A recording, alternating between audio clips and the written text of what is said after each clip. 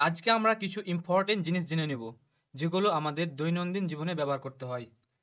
যেমন সিকি, পোয়া, চৌঠা এই সবগুলো কিন্তু একই। এর মানে বোঝায় 4 ভাগের 1 ভাগ, তাই না? এখন এটাকে যদি আমরা একটা চিত্র আকারে প্রকাশ করতে চাই, আমরা যদি একটা বৃত্ত আঁকি তাহলে এটাকে 4 ভাগ করতে হবে, যেহেতু নিচে 4 আছে, তাই না? 4 ভাগ করলাম, উপরে কত আছে? 1, তার জন্য 1 ভাগ। অর্থাৎ এই রং করা অংশটা হচ্ছে 4 ভাগের 1 ভাগ। ওকে? তেহাই, তেহাই মানে হচ্ছে 3 ভাগের 1 ভাগ, 3 ভাগের 1 ভাগ, তাই না? অর্থাৎ 1/3। এখন যদি আমরা এটাকে চিত্র আকারে প্রকাশ করতে চাই তাহলে আমরা একটা বৃত্ত আঁকি, আমরা কয় ভাগ করব? দেখতে পাচ্ছি নিচে 3, তার মানে আমাদের এই বৃত্তটাকে 3 ভাগ করতে হবে, তাই না? এখন 3 ভাগের 1 ভাগ মানে আমরা 1 ভাগে রং করব, তাহলে এই রং করা অংশটি হচ্ছে 3 ভাগের 1 ভাগ। আধা বা অর্ধ, তাহলে আমরা জানি আধা মানে 2 ভাগের 1 ভাগ, অর্থাৎ 1/2। এখন যদি আমরা এটাকে চিত্র আকারে প্রকাশ করতে চাই তাহলে একটা বৃত্ত আঁকলাম, নিচে কয় আছে? 2, তার মানে বৃত্তটাকে 2 ভাগে ভাগ করতে হবে। উপরে কত আছে? 1, তার মানে আমাদের 1 ভাগ রং করতে হবে। আর এই রং করা অংশটাই হচ্ছে আধা বা অর্ধ। পৌনে, পৌনে মানে হচ্ছে 4 ভাগের 3 ভাগ, তাই না? পৌনে মানে হচ্ছে 4 ভাগের 3 ভাগ।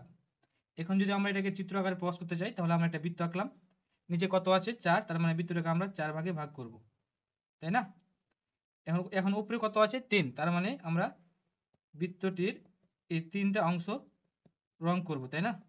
আর এই রং করা অংশটা হচ্ছে 4 ভাগের 3 ভাগ। 1/1, 1/1 মানে হচ্ছে 1/4 ভাগের 1 ভাগ, তাই না? এখন যদি আমরা একটা চিত্র আঁকতে চাই এটার সাহায্যে, এটাকে চিত্র আকারে প্রকাশ করতে চাই তাহলে আমরা কি করতে পারি? আমি এই পাশে আঁকছি, যেহেতু প্রথমে 1 পূর্ণ তার মানে একটা গোটা বৃত্ত আমরা নিব, রং করে দিলাম। এখানে কত আছে? 4 ভাগের 1 ভাগ, তাহলে আরেকটা বৃত্ত আঁকি, কয় ভাগ করব আমরা? 4 ভাগ করব। এখন কয় ভাগ আমরা রং করব? 1 ভাগ, কারণ উপরে কি আছে? 1, তাহলে হচ্ছে এটা 11 অংশটুকু 4 ভাগের 1 ভাগ, এবং এই অংশটা হচ্ছে একটা গোটা, অর্থাৎ পূর্ণ অংশ, তাই না? তাহলে এটাকে আমরা চিত্র আকারে প্রকাশ করলে এটা পাই।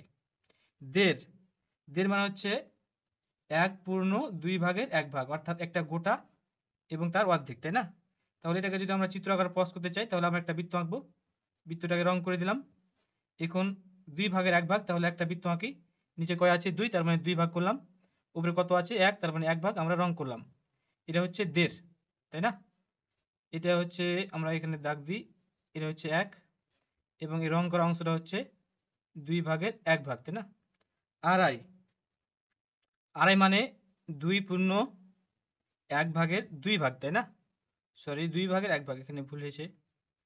2 ভাগের 1 ভাগ, তার মানে 2টা আমরা বৃত্ত আঁকবো, যদি চিত্র আকারে প্রকাশ করতে চাই। 2টা বৃত্ত, যেহেতু 2 আছে, এই দুটাকে আমি গাঢ় অংশে, এই দুটাকে আমি রং করে দিলাম, তারপরে 2 ভাগের 1 ভাগ, একটা বৃত্ত আঁকলাম, নিচে 2 আছে তার জন্য 2 ভাগ করলাম, উপরে কত আছে? 1, তাহলে এটা রং করে দিলাম, তাহলে এটা হচ্ছে 1 এবং এটা 1, তাহলে মোট হলো 2, তাই না? এবং এটা হচ্ছে গাঢ় অংশটুকু 2 ভাগের 1 ভাগ, তাহলে আমরা পাইলাম এই চিত্রের সাহায্যে 2 পূর্ণ 2 ভাগের 1 ভাগ। আশা করি এই জিনিসগুলো আপনাদের জেনে রাখা প্রয়োজন, কারণ এগুলো আমাদের ডেইলি ব্যবহার করতে হয়।